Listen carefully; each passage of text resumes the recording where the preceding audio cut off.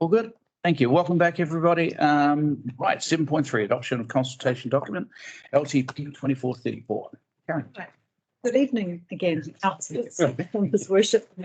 So I bring to Council a report for the adoption of the consultation document, which forms part of the preparation of the draft long-term plan for 24 and 34. As we all know, we started the process of preparing for the long-term plan back in March 2023, and for the last 18 months or so, we have been discussing many components of the LTP and many workshops. So I won't go through too much detail in the report and assume it's been read. We are here today to adopt the consultation document, which we have circulated as part of this report, and we have all had a chance to look at a draft of the consultation document. I will make the point that the consultation document itself is not final. There are some minor tweaks to be done, and there are some publishing minor errors that we've since fixed. So we will have that ready next week. Our two main consulting items are around the challenges of transportation and roading options and our wastewater plant upgrades, which we have discussed. So the consultation document describes those projects and the options provided to Council, and then Council's preferred option to go to the public. We are also at the same time in this consultation document doing a concurrent engagement on a statement of proposal on the draft remissions and postponement policies. So as we all know, we adopted the revenue and financing policy late last year. This is the final component of that policy to be adopted, and that's also been circulated and reviewed by councillors. The changes to those draft remission policies and postponement policies were minor and generally technical in language. We are, as part of the consultation, we are doing community engagement, and the paper outlines some of those community engagement activities we've highlighted. And then we also highlight in the report some of the forms of communication that we're going to the public with. Now, as we know, Council have agreed, and it was optional to have the consultation document audited and by Audit New Zealand, and we have agreed not to have the consultation document audited. However, Audit New Zealand have agreed to review the consultation document and the supporting document over the next month, and that will provide some advice and support back to us to enable the LTP to proceed. And the final audit on the LTP will be in early June. So we're looking forward to them doing a review of the consultation document and supporting documentations. The next steps are, once we have adopted the consultation document and all of the supporting documentation, which will be outlined on our website, we open for submissions on the 5th of April, and we close our submissions on the 5th of May, with our hearings and deliberations scheduled for the 15th and 16th of May.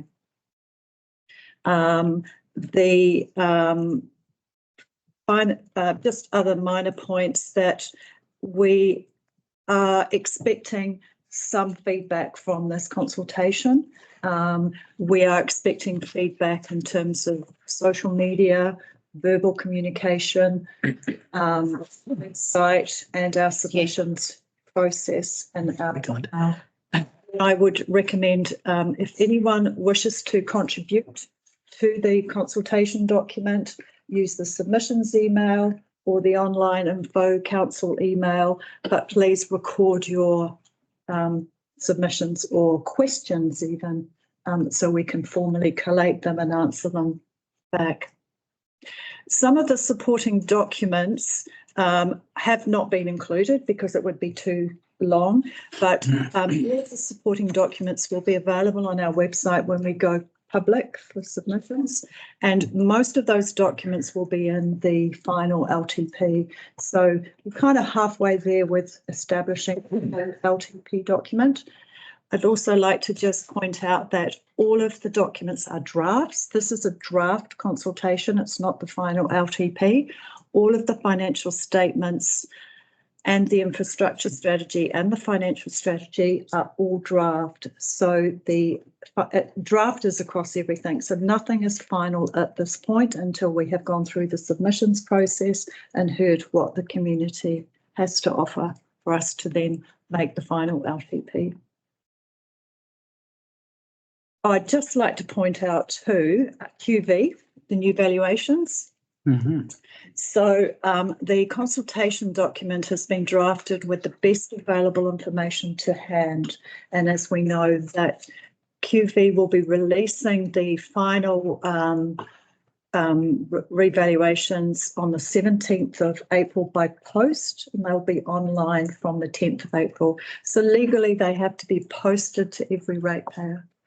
And we will provide information at reception to help people who may wish to have some information on their new valuations. And we've already started to see some queries around the process, the timing, and what the likely impact is on their rates, which we have declined to comment on at this point.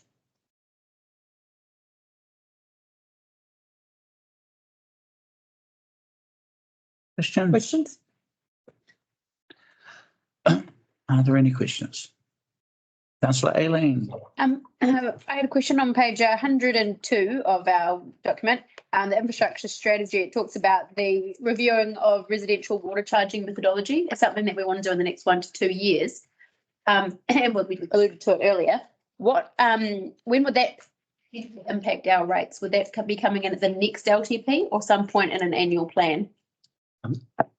Thank you. For that question. Yeah. So there's two aspects to that question. The first is the overage charge, which is a fee that we set through the fees and charges, and that's an annual process. If we were to change the basis of rating for water, that would have to come through an LTP process. So the 225 cubic metres and the charge that is incorporated in the 225 cubic metres would be adjusted in the long-term plan process. Okay.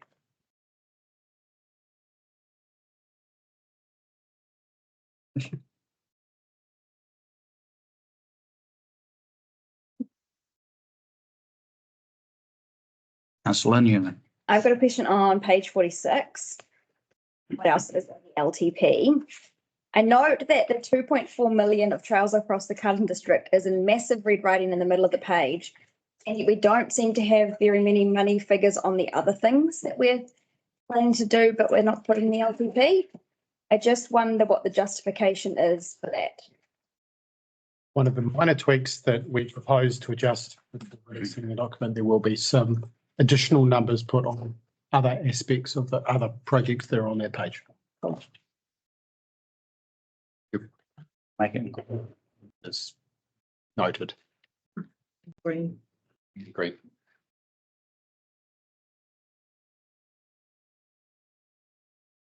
Yes, Councillor Aileen, please. I just had a positive piece of feedback. I thought the pie charts that were expressing the good, average, poor for the quality of our water resources was a fantastic, very clear way of showing the state of our network at the moment. So I found it really helpful.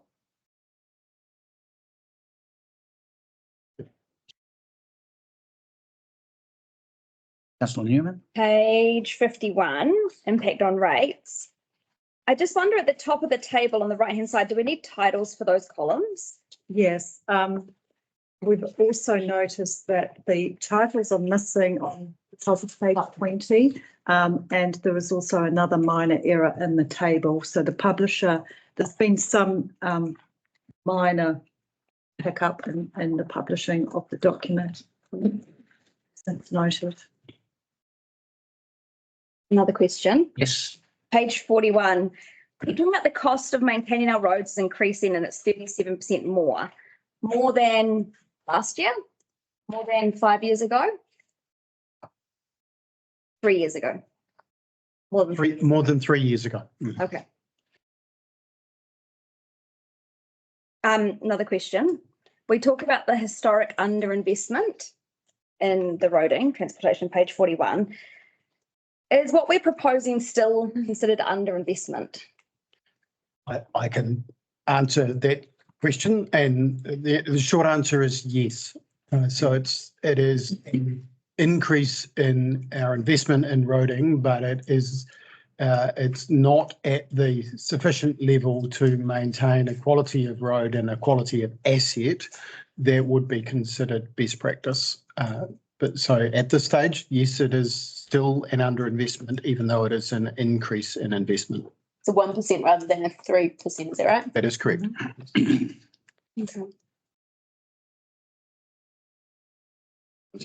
Question, Councillor Hagley. I had a question, page 129. Some of the detail where it's talking about the depreciation. One of them was talking about what we aren't funding. So I was just wondering if you could speak on, in terms of risk, how significant is it that we aren't funding the roads and footpath depreciation? So a great question. And we don't fund some of our infrastructure assets. And the reason we don't do that is the 51% FAR rate that we get that covers that. So fully funding that depreciation would be kind of like double dipping. So we don't fund those assets that are covered by Waka Kotahi grant. Cool. No, that helps. The second part of my question was with regards to depreciation. You talk about how if we didn't have enough in the kitty, so to speak, to fund something, you can fund things through borrowing. It seems like we run our budget extremely prudently at the moment, which can be a good thing, but it can also mean that current ratepayers are paying a heck of a lot of cost for something that potentially could be spread out further down the line. Are you comfortable with the balance we have? And can depreciation, is it a government requirement that we fund what we fund in depreciation, or are we going above and beyond what we actually have to? A great question. In terms of the asset, let's take a water pipe. It's a particular diameter. So we will fund the depreciation to replace that water pipe at that diameter. Let's call it, 300 millimetres. Normally, when we replace it, we don't replace the 300 millimetre pipe. We put in a bigger one or a stronger one, or we go longer. And it's that portion that is larger than 300 millimetres that we can fund from borrowing, and we should be funding from borrowing. And so my task is to ensure that the largest pipe is funded from borrowing, and the 300 millimetre pipe, which was the asset that the original ratepayers paid for, is funded from depreciation. That mixes. It sounds very easy, but it's quite complicated when we get into infrastructure projects. So getting that right, you are absolutely correct in your observation. We have quite a conservative balance sheet and conservative debt model. Oh, just in terms of the government, that is their threshold of what we have to do it in that balance. Okay, so just placing like for like, not in any improvements. So we use the term a renewal. A renewal is funded from depreciation. Growth, which is a larger pipe, is funded from debt, or what we call level of service, which is a much bigger, stronger, better pipe, is also funded from debt. Thank you. Renewals from depreciation, growth, level of service from debt.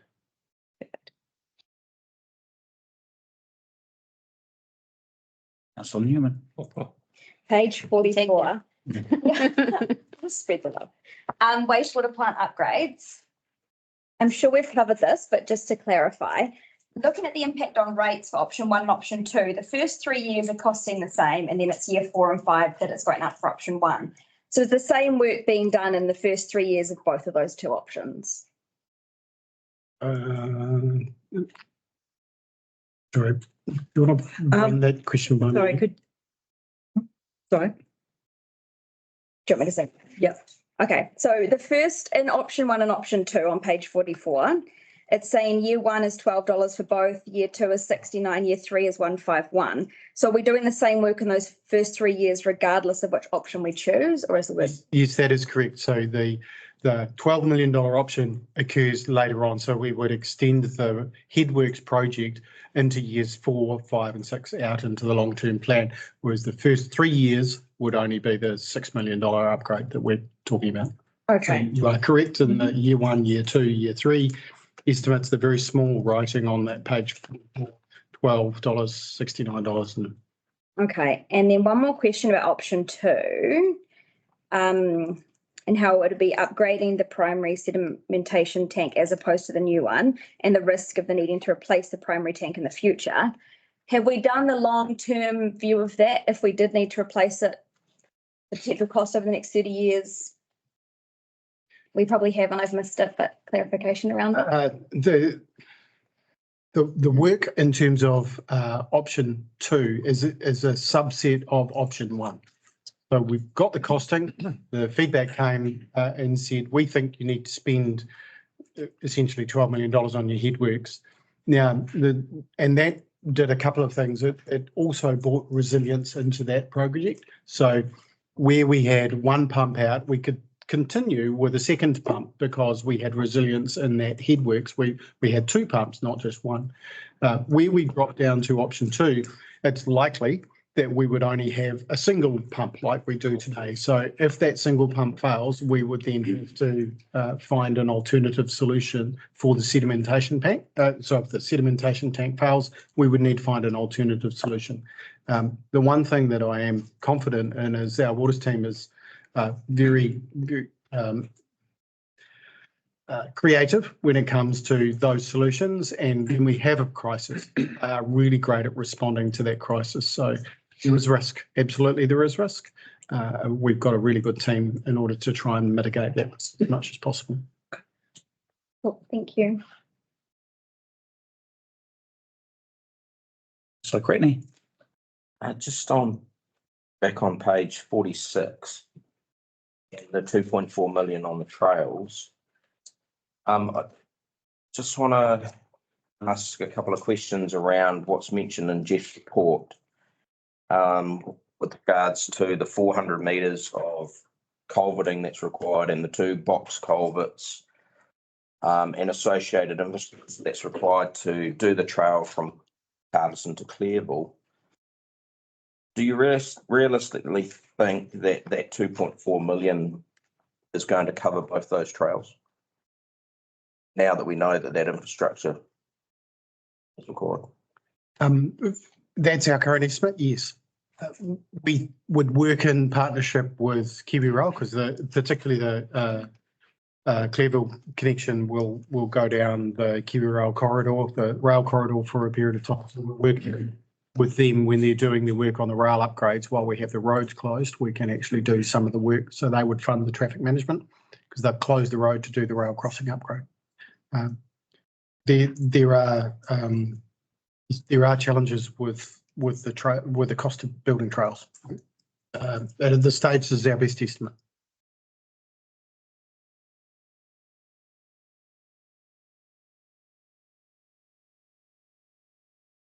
But the things you've always said. And funding. Yeah, so we'll use better off funding in order to assist with it. Yeah, but I think you've always said that any projects that this council's undertaking, if the expenditure looks like being significantly more than we've ever been told about, you'll come back to us. Well, that's exactly right. The gate process means that if we approve this long-term plan, we will go into a procurement process to make sure that we have sufficient funding in the budget in order to complete the outcomes that the project is expecting to deliver. And if we don't, we'll come back to council and talk about what options we've got. So that's the commitment, is to make sure that we don't start work that we know we are unable to deliver.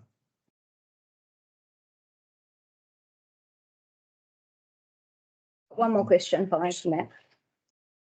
Page 47, capital investment. Trails sit under community services and not transport? That's a question. Or do trails sit under transport? They sit under transport. Okay.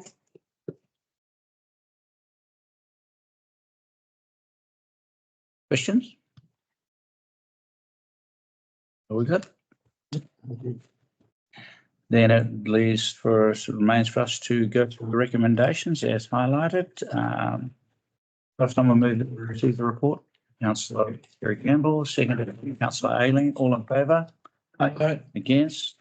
Just carried. Second resolution that we adopt the supporting information 2434 draft law LTP consultation document and the financial strategy and draft 2024-54 infrastructure strategy. Someone to move, please. Councillor Della, seconded. Councillor Cretney, all in favour? Aye. Against? Motion's carried. Third resolution, we adopt the 24-34 draft long-term consultation documents. Moved by Councillor Cretney, seconded by Councillor Terry Campbell. All in favour? Aye. Against? Motion's carried. Notes, I'll take 4 and 5 together. Someone to move both, please. Councillor Newman, seconder. Councillor Ailing. All in favour? Aye. Against? Motion is carried. Thank you, Stan. Thank you, Chair. Thank you, councillor. No, thank you. Thank you for the work. Moving forward. Oh, thank you. 7.4 on page 134. Local water done well. Regional collaboration proposal. And your This. So attached is a paper that is being circulated amongst the Wellington Region Councils. It is the Wellington Region Council's view that they need to look at, now that Three Waters reform has ceased, they need to look at what is the future of the Three Waters assets that sit within the 9 Wellington Region Councils and how they are going to deal with new legislation that is being proposed by the coalition government called Local Water Done Well. What we know of included in the paper about the coalition government's plans around local water done well, and it essentially is a 3-part series. The first part's already done, which has been the repeal of Three Waters legislation. The second part is currently expected to go through cabinet in about the middle of the year, and the third part will be towards the end of the year or early in 2025.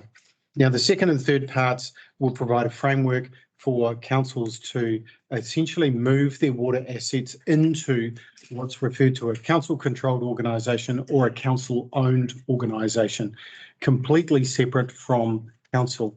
And the reason for that is so that it can debt fund infrastructure assets without having the other challenges that some councils have around reaching debt caps. So that's the first part of it, and it will also, we expect that legislation will also require councils to prepare a draft water services delivery plan. And what that plan will require us to do is prove that our investment in water assets is sustainable, both financially and infrastructure wise, so that the assets that we have that go into the water services council controlled organisation are renewed on a regular basis and are quality assets and can deliver up to the drinking water standards and the wastewater standards that are expected to come through Te Mata Ararai, and also be economic in terms of the economic frameworks and regulation that is expected to come in the third act. Wellington Regional Councils have decided to get together and pool their resources to develop a plan to do this. There are at least a couple of exit points for councils that wish to participate in the development of the plan, but at some later stage when things are clearer, legislation, the region's direction, they may wish to go their own way. So the first exit point for councils would be around August, after the first phase of the work has been completed. Another exit would be in around December, when the new legislation for the final piece of legislation comes in. My recommendation at this stage is a cost to council of around less than $10,000. I think it's about $7,800 for us to remain part of the conversation until such time as we enter the first exit point, which will be about August, and then we can reconsider at that point as to whether or not we wish to continue. It's quite a lot to comprehend, but it looks suspiciously like the same water services entity that we had previously, but it looks like it's just being done ourselves rather than by government. At the combined council meeting last Wednesday, the question was asked, I think, by Melissa from South Wairarapa, about whether the work that was being done would consider the whole of the Wellington region, but also a subset which might include scoping just a Wairarapa entity. And on that basis, I think it's a hell of a good idea because it's a lot cheaper than it would cost us to do it ourselves. Yeah, we don't have to lead the charge on this. We just have to be in the room. Mm. It's a cheap membership. If I may, whilst we may not be leading the charge, I am on the procurement panel as the only CE for the economic regulation aspect of the procurement for this, given my background. So they asked me if I would sit on the procurement panel. We are leading the charge. Well, I'm leading Out of the charge. the procurement, which is an interesting exercise because everybody wants to jump to the answer. And I think for Wellington regions, and particularly some of the Wellington regions that have much worse infrastructure than we do, the issue is not an economic or a debt or a pricing issue. The issue is a network that is not performing and how to turn around a reticulated network or networks into a performing network. And that's an engineering issue. It's not a financial issue. And I think this is where a lot of people have got confused with water. They've all come at it from a debt, from a financing, from an economic perspective. And the issue is actually engineering. Councillor I Cherokee. have a question on page 139 after the lovely little diagram. It's proposed that the AOG is chaired by an independent chair with suitable experience in local government. Who's paying for that? So I can answer that question. Yep. Wellington Region Councils are consolidating their remaining transition funding, and that's going into a pot mostly led by Porirua and Wellington City, and that transition funding will be paying for the independent chair. If you would like to. Yeah, I think the name that's out there is Kira Pendergrass, who has as we all know, pretty solid experience in local government as mayor, a successful Wellington mayor, one might say. And the other thing I might also add is this paper has gone to all of the Wellington Region Councils. For those that have seen and adopted this paper, they have all appointed their mayor as the representative on the AOG. I think the thing for us is that we are in a position where, and we've had these conversations and we keep going across and Zooming, doing countless Zoom calls and meetings, keeping our options open and providing ourselves with as much situational awareness as we possibly can, so we're able to make a decision that benefits Carterton, the best decision we can that benefits Carterton. Whether that ends up with us being part of a big WC, whether it's a Wairarapa WC or a Wairarapa Tuparua WC, or whether it's just a Carterton WC. Say WC, I think water costs. Yeah.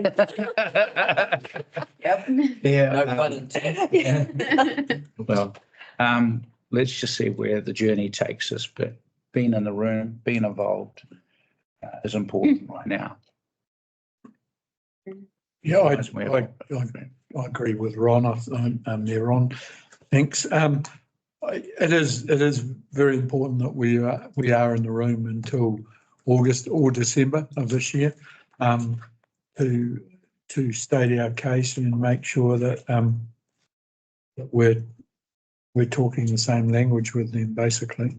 Whether we agree with everything they do, will yet to be seen, but obviously there'll be differing of opinions around the area because there's different debt levels needed for the whole thing structure to go forward. So yeah, no, I'm quite happy to somebody be around the table for us. And I still, Jeff, taking on advice from the CE around where the real problem is, is it finance, is it engineering? The one thing that stands out very clear to me is that there are those who do what they have to keep the infrastructure, and their situation reflects that. There are those who don't do much at all. Their situation reflects that.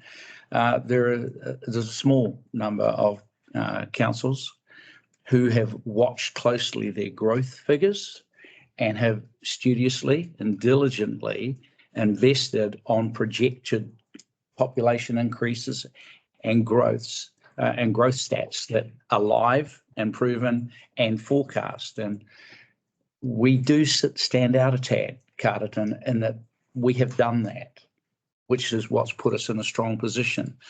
The counterfactual to that, if that's the right word, is that might prove in the discussions to be to our disadvantage, depending on what the water services entity is that we become part of. We might find ourselves helping everybody else catch up.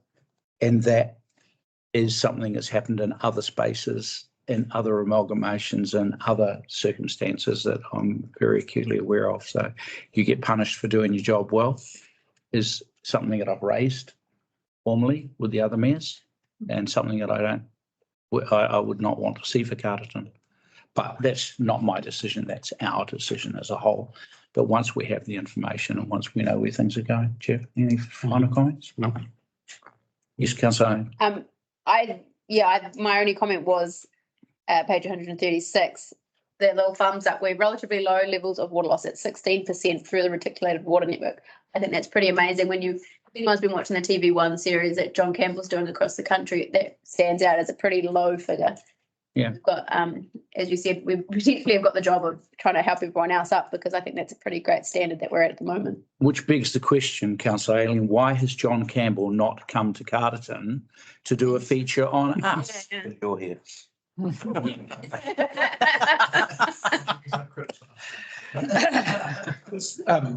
comment about our 16% losses. I think we've got to thank our forebears, councillors and mayors that have been in the past for 15 years ago when we first installed our first lot of water meters, and a dramatic reduction of 25% in water in the first few years, and now we've upgraded to digital smart water meters. We're keeping a really good tab on it, and it just shows. Great. All very good. So are there any other final questions, comments in passing? Can I move straight to recommendations on page 141 then, please? I'm going to move we receive the report. Oh, that was a race. And second place was Councillor Newman. Seconded, all in favour? Aye. Yes, motion carried. Do you mind if I take 2, 3, 4 and 5 all as one? No. You happy with that? Yep. Okay, someone to move. No, yes. Point Could you of order. just clarify what you're taking in point 5? Point 5 appoints the mayor. Yeah. The mayor. Thank you. Thank you. Yeah. The mayor as the point. So with that clarification, point 5 is the mayor. Moved by Councillor Cretney, seconded by Councillor Gallen. All in favour? Aye. Against? Motion is carried. Thank you, team. Thank you very much. 10.5. Page 149. Consolidated bylaw. Consolidated. Don't you all feel really, really jealous of Steve and I? I hope I fully expect that you've gone through part 1, part 2, part 3, part 4. Did I read it wrong? Is part 11 missing? Possibly. No. We, Deliberate trap. no, council will recall, we revoked part 11 because it was Ah. part of the speed management bylaw. That's right.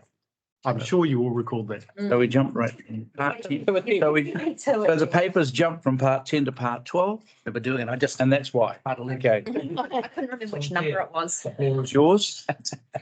Thank you, Your Worship, the Mayor, elected members. The purpose of this paper is not about going through the bylaws in detail, although beside that, We want to. a little bit of light reading wouldn't have gone amiss. So I think you've got a couple of 100 pages of bylaws. As you see, the Act is quite prescriptive that once the bylaw has been set, it is required to be reviewed within 5 years. And then once you do that review, then it stands for 10 years. When Masterton and South Wairarapa originally had the consolidated bylaws, we didn't join in the first round. So when they did their 5-year review, we came on board with that. And then it became the Wairarapa consolidated bylaws, which then triggered another 5-year review process. The reason we went for a set of consolidated bylaws was very much practicality. Because prior to that, the councillors were just working on the model standard bylaws that were under the NZS, which was very problematic because they have copyright all over them and we could not have them up on our website and you couldn't photocopy them and you couldn't give them out to anybody. So the councils deemed it very appropriate to have these consolidated bylaws that are very much based on the model standard bylaw. There's nothing in here that's significantly different, but they've just been nuanced to reflect the Wairarapa and some of the parking areas. So this report is just about the procedure and getting the agreement to start the bylaw review. Bylaws are one of the bylaws, and setting of rates are two of the functions that cannot be delegated. They have to be done by council, but you can put a working party in, like what we've done with the local alcohol policies and things like that, to do the work. Because I think if you had every single elected member around the table from the 3 councils, I don't think you'd end up with one consistent bylaw. Probably will get all elected members from all 3 councils around the table to start with. So I'll take the report as read, and there was just a couple of proposed amendments to the bylaws which were outstanding from the 2019 review. And I do recommend, if anybody wants to know what that eye tattooing is, Google it. It's pretty horrific. Don't Google it. I got something to hit. Yeah. Something to say. Questions? Yeah. Yes, go. I was just going to say I'll take questions. I have one question, but I'm just open to the council for any questions, clarification, concerns, comments. My only concern, this is another one of these Wairarapa wide agreed policies. In this 1 year of this triennium, we have already had the experience of agreeing to a policy setting, putting good people up, people to work with the other 2 councils, formulating a strategy and a policy, bringing it to our council table, we pass it, and then promptly Masterton changes it at a council table based on the viewpoints of people who were not part of the working group. What's to stop that happening here? Nothing. You weren't wanting an answer from me. Yeah. Is that rhetorical? Really bad media. Please, Holly, please. I'm saying. I mean, we're the first cab off the rank again. South Wairarapa will also be going through this report today, and Masterton will be adopting it on next week. Should we And hold to? it's the report for the process. So the longer know. everybody delays, Yeah.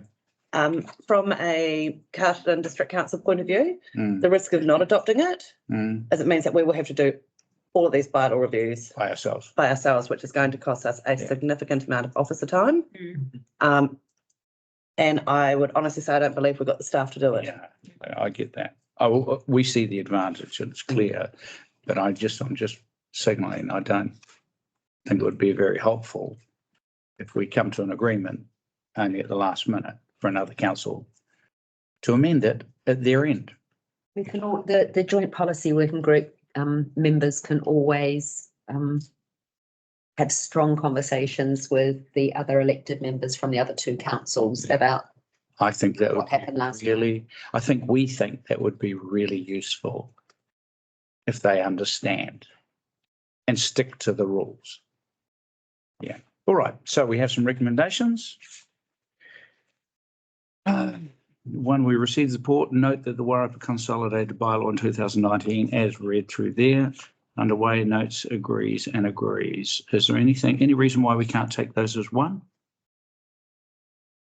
Someone to move them as one, please. Councillor Aileen, seconded by Councillor Gowan. All in favour? Aye. The motion's carried. Good luck. Thank you. Good luck. All right, flip the way through. What are we up to? 7.6?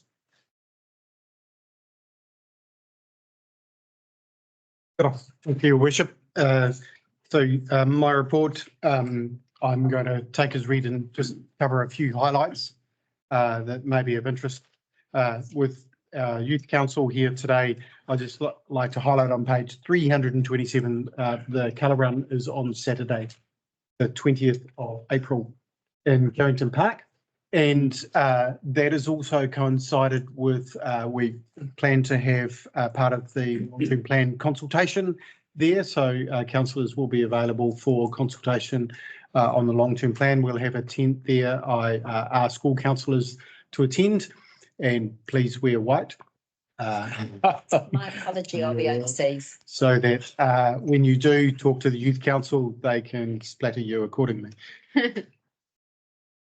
I would also like to just pick up on a more serious note, just the conversation with regards MB and earthquake-prone buildings. And so that is down a little bit further. On page 337, we were approached by MB who are looking for feedback around earthquake-prone buildings in low seismic risk areas. And it seems that they have either had feedback or interested in changing the legislation around earthquake-prone buildings in low seismic risk areas. Carterton is not a low seismic risk area, so we expect it won't affect us, but we are not sure at this stage. Interestingly, MB were very keen to see if we were prepared to step in and fix buildings, and I don't think they've found a single council that has actually done that. Despite the fact the legislation provides for it, no council is prepared to take it. As suppliers. Yeah, so the legislation provides for it, but no one is actually doing that. I wonder who in MB had that brainwave. Well, it smacks of leaky homes, forcing council to be last man standing. Yep. Probably someone who contributed to our current situation. I won't go into that. Finally, on page 341, a government draft policy statement on transport, often referred to as the GPS, you may have noticed that it's come out recently and proposes quite a lot of changes with regards what the government proposes to fund. And that includes increasing funding for potholes, for maintenance, for resilience, for safety and value for money, and it removes some funding from particularly multi-mode, so cycleways, some money from public transport and other areas of the plan. Now, the GPS fits with our current expectations and our current long-term plan. And our current expectations are we expect to see Waka Kotahi funding less. So that is our base expectation, that they will fund less than what they have done in the past.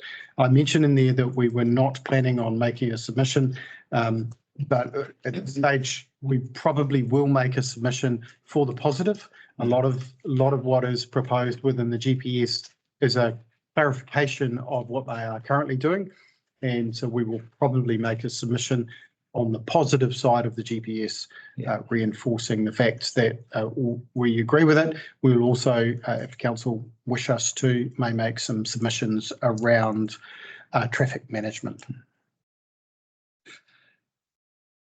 Bearing in mind that the Wellington Regional group has put up a collective submission. And the note in the conversation there is that each of the councils, not all the councils are expected to agree 100% with that submission. I forwarded that through to you so you can see the draft. There are aspects of it that rural New Zealand, and particularly the Wairarapa with State Highway 2 and the current state that it is, we do not agree. And I have made that point clear to the other mayors and to the regional council. And I think on that basis, the CE is quite right. We probably do need to put in our submission just to emphasise those parts of the government policy statement that we agree with. Because clearly there are other councillors who want to make a point of telling the government they don't agree. And we don't need to be part of that. Happy to take questions. Any questions across the paper as a whole? Councillor Cretney, please. Thank you, His Worship. I've got a couple, Jeff. Just you mentioned to start with about the earthquake-prone buildings. Does that information have any relevance on the clarification that we're seeking to do with our official letters sent out? No, so we're a high-risk seismic zone. Yep. So at this stage, we don't think it does. And also, MB aren't changing the law. They're just seeking input. So nothing's changed from our previous conversation, and certainly with a clarification from the court, we are continuing on with that process until something does change. Okay, thank you. Any other questions? Yes, Councillor Gurley, carry on. Just in regards, page 341, in the roading, I was shocked, but also pleased when I read that $2 million was saved, and I felt that was quite an exorbitant sum by completing remedial work in a pragmatic way. I'm just wondering if you can elaborate on that, Jeff, because to me that's a massive sum. If your worship permits, Yes, may go. I invite Johannes to the table, because we thought that might be a question.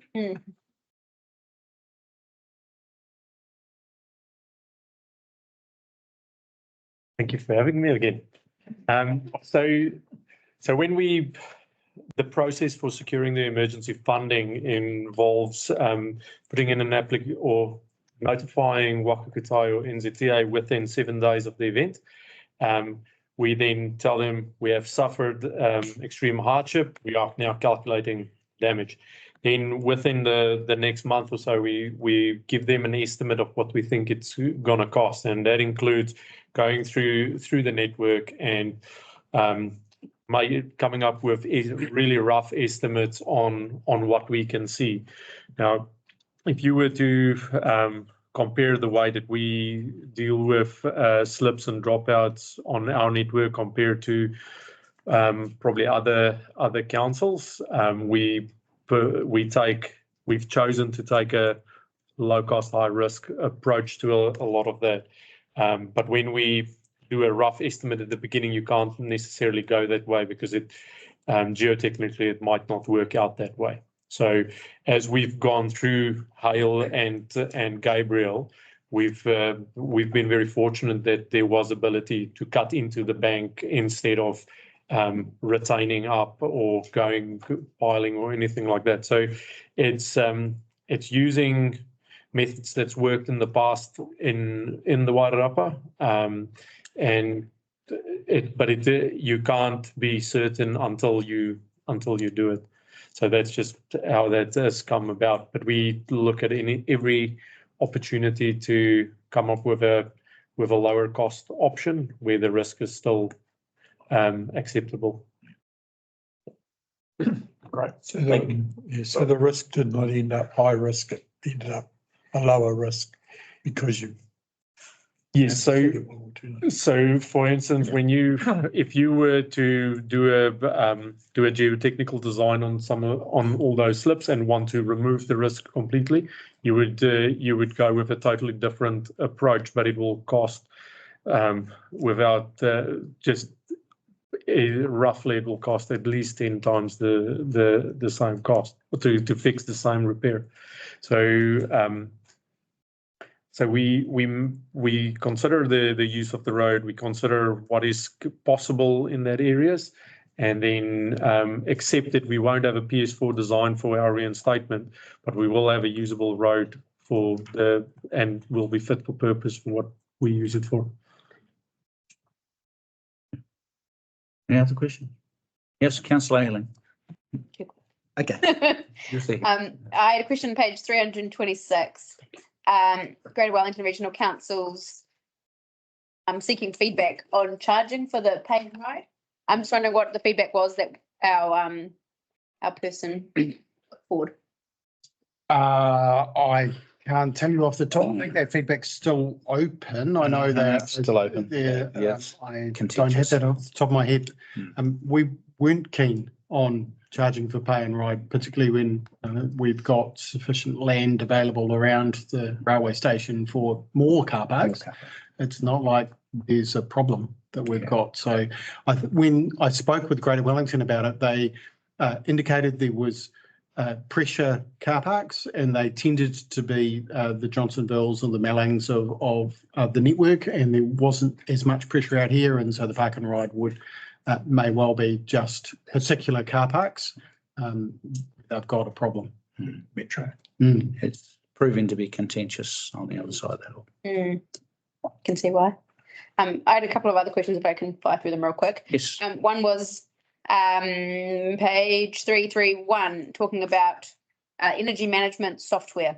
My question was, is measuring and completing greenhouse reports something that is government legislated, or is something that we're doing ourselves? And is it a big cost to CDC to be doing that?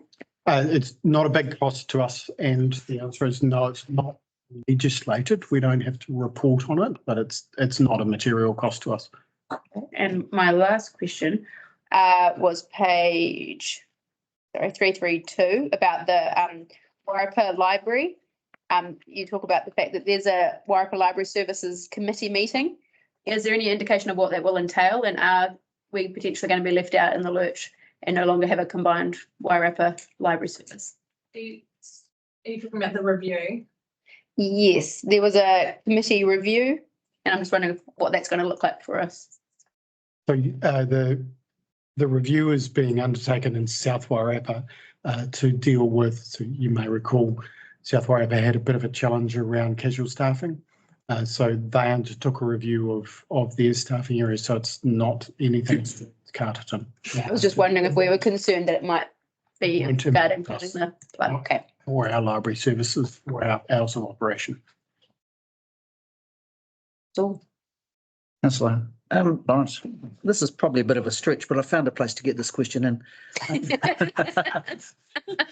it is referred to vaguely on page 341 when it talks about the policy statement and road controlling authorities. One of the best examples of cooperation between the council and the ratepayers since I've been on the council was the speed review, and I think we came up with a pretty good outcome. And I just wonder if we're doing anything with that. It is a great question. We paused the speed review after the new government indicated that they were likely to change both the GPS and the state highway speeds. What we didn't want to do was implement a speed review for our local network, and particularly the rat runs, bypassing the state highway network at a speed that would soon be out of date if they changed the speed limit on state highways. So we paused that work at this stage. We have considered and are progressing work around early childhood education centres around Marae's and schools, because there is no reason to pause that work. The work that we have paused is mostly around the local road speeds. Well, there was also unsealed roads, some roads that local felt were dangerous at 100 k's. A whole raft of things, really. And every time I hear about a cat being run over on Lincoln Road, I think of that.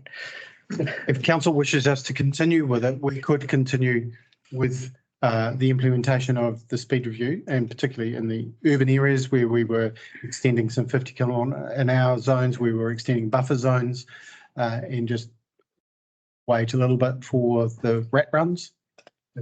If I recall, if I might just go there, I think if I recall correctly, we were unanimous in support of an agreement on that plan. I can honestly say I've had a good number of people asking me where are we at with it, because they saw it as a good compromise and soundly thought through policy. What is the view of council? Because hasn't Simeon Brown actually stated that if councils believe that speed management plan is fit for purpose, we can go ahead with it? Yes, there's no reason why we can't go ahead with the implementation of the speed management plan. We were pausing because we thought the state highway was going to change quickly, which would mean we may need to change as well.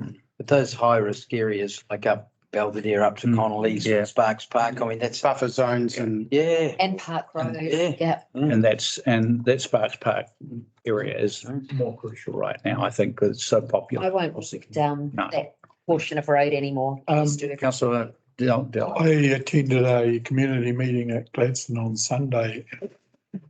One of the questions I was asked out there was about the speed review.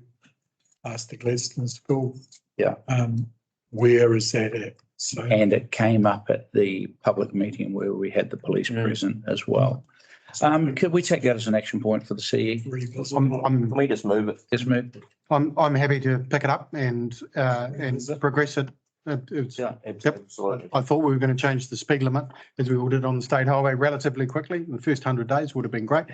Hasn't quite happened, so let's pick that work up again. Happy to do that. Cool. Right. Thank you. Thank you. That's great news. Are there any other questions? Councillor Cretney, please. I just had one other question, Jeff. Just around the aerators. I was bitterly disappointed to read or to find that we had 3 aerators that had failed, apparently all on the same day. My question was around how long did it actually take for a pond to turn upside down?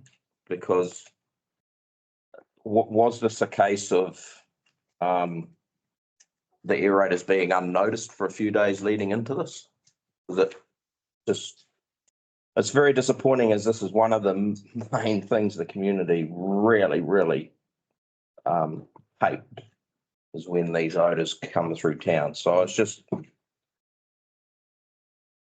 Great question. So long-term plan, Johannes, long-term plan has sludge removal in year 1 for one pond, year 4 for the second pond, and year 7 for the third pond. So within 7 years, we'll remove all of the sludge from all of the ponds.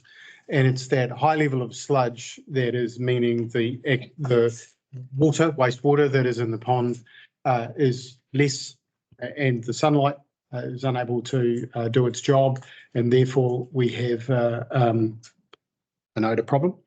So in terms of the 3 aerators, we've got them in 3 different asset conditions. One of them's relatively new, one is medium term, and the other one's due for replacement fairly soon.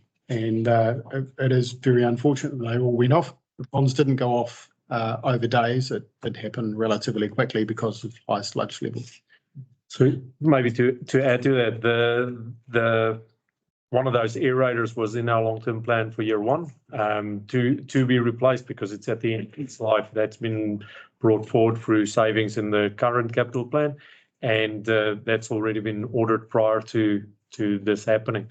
In terms of how long it takes to turn, it's quite a complex thing. It can be either when it's too hot or when it's too cold. It's because because it's a biological process, if it's too cold, the metabolism of the bacteria is also slower, so it's a slower process. So in this event, it was just everything just worked together at the same time, and the team got onto it immediately to get it restored. And I think we got it back at the end of the day. But that's why it's so critical to renew our assets at the right time and not defer renewals and upgrades. Thank you. Nearly put the young people to sleep. Sorry about that. Any other questions at all on the C's report, please? Right,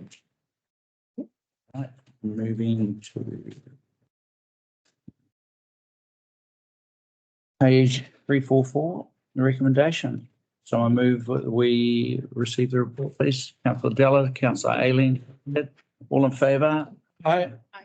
Against? Motion carried. Recommends council consider the overhead allocation model as part of the LP hearings and deliberations on 2024. I know we didn't discuss, but can move by Councillor Cherry Campbell and second by Councillor Newman.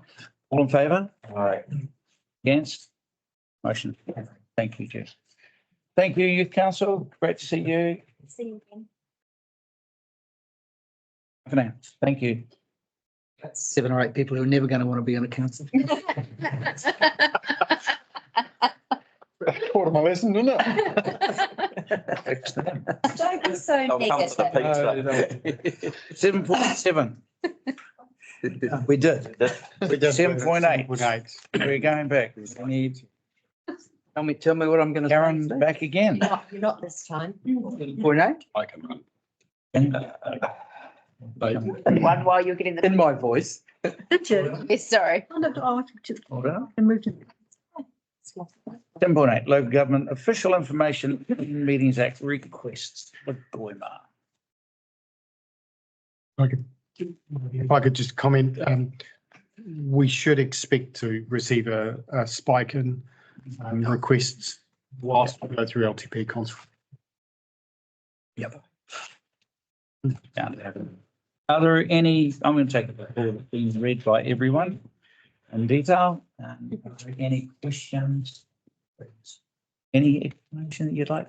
No, just that it's relatively light at the moment. Expecting coming. an increase, and of course, public challenge will be trying to make sure whether we have a Lagoima or it's rates or consultation question. So yes, it's been relatively calm, quiet. Probably maybe compounded with quotable valuations changing this year, and noting that some of those valuations have changed quite materially, which will have an effect across the entire ratepayer base. Councillor Brittany, please. Thank you, His Worship. I just wanted to say that I feel like every time people asking us very similar questions, we should be charging for them. Gosh, you sound like Dale. Thank you, Deputy Mayor. Hang on, I think there's a question in there somewhere.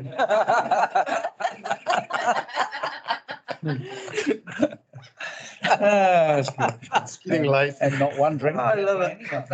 So, recommendation, we received a report moved by fastest hand in the West, Councillor Aileen and Councillor Lawrence, seconding. All in favour? Against? Motion is carried. 7.9, changing the name. Walking and cycling advisory. I mean, you can stay. I'll give you my laptop. Walking and wheel. Walking wheels. What if you're in a, oh no, I suppose it's wheelchair. Wheels. Good question. We will answer that for you. Good afternoon or good evening. So this paper is just a proposal to change the name of the Walking and Cycling Advisory Group to Walking and Wheels Advisory Group. So the advisory group has seen a great decline in participation. And we're not getting a very good overview of view from the community. Sorry, I'm tired as well. So we have been working on what that looks like, and we are proposing to change the name to Walking in Wheels. So Walking in Wheels encompasses walking, biking, scooters, skateboards, trikes, e-bikes, regular bikes, prams, cargo bikes. It also supports the modified accessibility bikes, wheelchairs and scooters.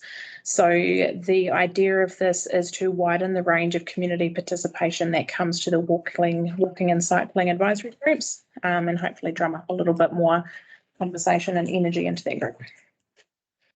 Are there any questions? I'm not a question. No, comment, yeah. Glenda, I just want to say the main reason I think this is a great idea is I think you've mentioned in the report is the opening up of other funding streams. Yep. I think that is probably the main reason why I would support the name change is the funding. Yep, cool. I'm looking forward to seeing ruck on e-bikes and e-scooters. Wheelchairs. Councillor Deputy Mayor, you had a question? I've got a question. I looked at that and I thought, walking and wheels. Well, what about jogging and running? Shouldn't it be legs and wheels or something? Some are shorter than. No more late meetings, please. Look, is there any discussion? I think. Are there any sensible questions? Yes. I got nothing. Thank you, Councillor Turing. I sense that we're pushing on an open door. I'm going to move. I'm going to take all those as one. Move Councillor Cherry Campbell, second of Councillor Dalla. All in favour? Aye. Against? Motion is carried. Thank you. Someone move that we go into excluded. Well, before we do, I've just realised it's somebody's last council meeting, isn't it? And I would just like to personally. No, we're not finished there yet. We're going to come out of council and you're going to still be here. Well, you No, know, this is the last actual council meeting and she's going to kill me later. But Elisa, thank you for being such an awesome comms person. Thank you. Sorry. Someone move we go to. Someone move we go into public excluded. Councillor Newman, second Deputy Mayor, all in favour? Aye. We are so shutting down.